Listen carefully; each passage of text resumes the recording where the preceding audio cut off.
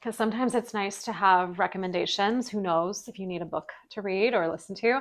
But it also goes in hand with a lot of things that often are mused about here, whether that's sound, resonance, this idea of how sound affects our consciousness.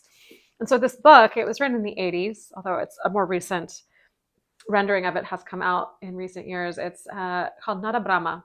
The world is sound. So sound meaning nada and like Brahma as in like creation or world. And it is a far-wielding survey and also connecting of dots between music, psychology, anthropology in terms of sound in different traditions over time, sacred spiritual traditions, and like the and quantum physics, and as well as the acoustics of sound.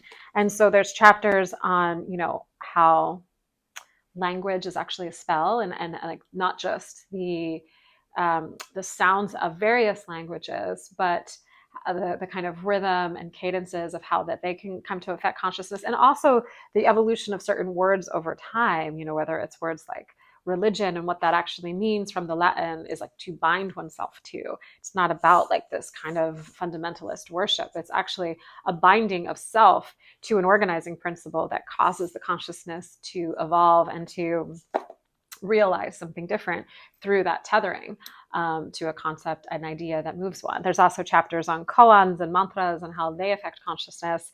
But I think, we talk about resonance, we talk about vibration.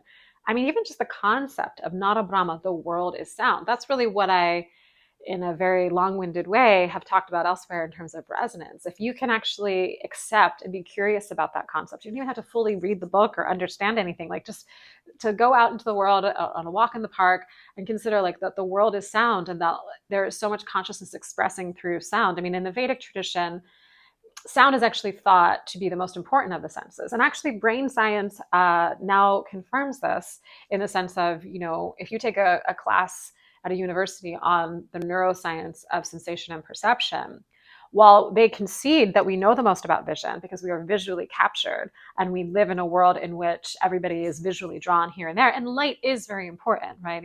In the beginning, there was, God said, "Let there be light." But what's interesting is we actually our consciousness, many of those neuroscientists would argue, is more shaped by sound, that you're more socially, emotionally isolated if you don't have the hearing or you don't have the sense of sound than if you're visually cut off. I mean, they're all important, obviously, in different ways. But that sound, intimately shapes our day-to-day experience and certainly our physiological transcendental experience.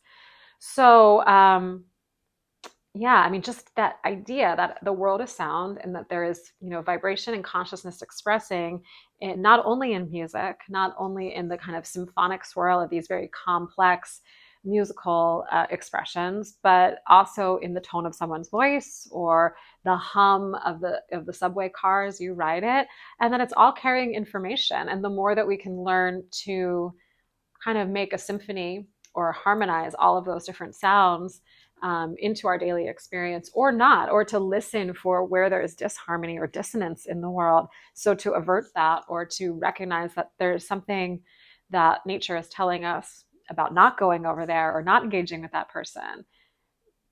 We don't have to then ostensibly intellectually know every little analytical detail. We can actually trust the hearing sense, which is also the feeling sense, and then through synesthesia will eventually evolve into all of the senses. Like there's this knowingness that transcends words, and I think that's such an alleviation, because even if you don't consider yourself a words person, we live in a verbally claustrophobic world. I love words, I love language, but I also am exhausted by it. And there's a certain sense in which, I can just listen in the truest holistic sense of that to the gestalt of what is coming in through the hearing sense, to trust where I'm meant to be, what I'm supposed to be doing at any given moment.